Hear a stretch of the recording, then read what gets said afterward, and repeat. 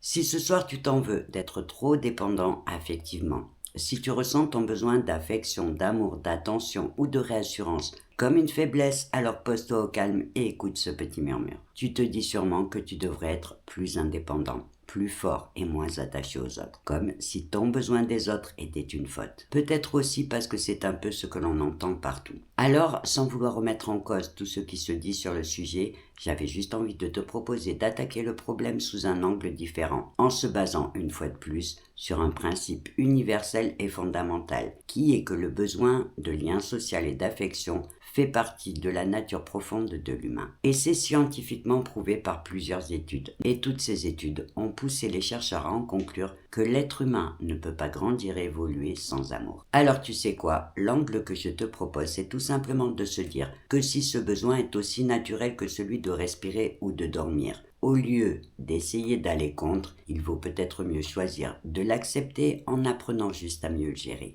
Parce que soyons clairs, notre petit cœur n'a pas de bouton off pour arrêter d'avoir besoin d'aimer ou d'être aimé. Et même si parfois ça fait mal, c'est aussi la preuve qu'il est bien vivant. Alors, plutôt que d'essayer de lutter contre cette dépendance, on peut peut-être apprendre à essayer de l'apprivoiser par des petites actions concrètes. Par exemple, tu peux repérer les moments où ton sentiment de manque s'intensifie et t'offrir une belle façon de le contrer en diversifiant tes sources de plaisir, tes activités, tes projets et même tes amitiés qui vont renforcer ton estime de toi et te permettre de ne pas tout attendre d'une seule personne. En clair, l'idée c'est tout simplement de diluer ta dépendance sur plusieurs sources pour faire baisser l'intensité qu'elle a sur une seule. Même si bien sûr une belle amitié ne remplacera jamais une relation amoureuse, elle te permettra quand même de faire baisser l'intensité de ton sentiment de manque et donc de t'apaiser. Ce n'est pas une recette magique parce qu'on sait tous à quel point notre petit cœur est un grand émotionnel, mais en réussissant à détourner un petit peu son attention,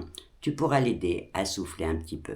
Alors pour l'instant, ferme les yeux, détends-toi et écoute ce petit murmure qui te rappelle que la clé, ce n'est pas de supprimer cette dépendance, mais d'apprendre à l'apprivoiser, à la transformer pour bâtir des relations où tu n'auras plus peur de perdre l'autre et où tu pourras exister pleinement dans l'équilibre, la confiance et la liberté. Et sur ce, belle nuit à toi.